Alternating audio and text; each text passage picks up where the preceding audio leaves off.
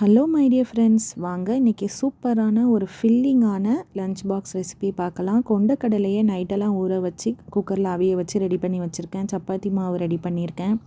ஒரு பவுலில் கொண்டக்கடலை எடுத்துக்கோங்க, பன்னீர் எடுத்துக்கோங்க, அதில் கொஞ்சம் உப்பு போட்டுக்கோங்க, chilli powder, jeera powder, chicken masala கூட நீங்கள் ஆட் பண்ணிக்கலாம். இது ரொம்பவே ஃபில்லிங்காக இருக்கும். பன்னீருக்கு பதிலாக நீங்கள் பொட்டேட்டோ கூட நீங்கள் அவிய வச்சு ஆட் பண்ணலாம். அதுவும் டேஸ்ட்டாக தான் இருக்கும்.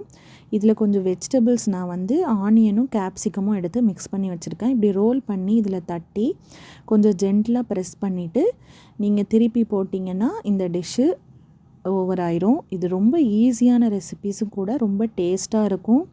அதே மாதிரி ஃபில்லிங்காகவும் இருக்கும். குழந்தைங்க மதியானம் சாப்பிட்டா ரொம்ப எனர்ஜியாக ஃபீல் பண்ணுவாங்க.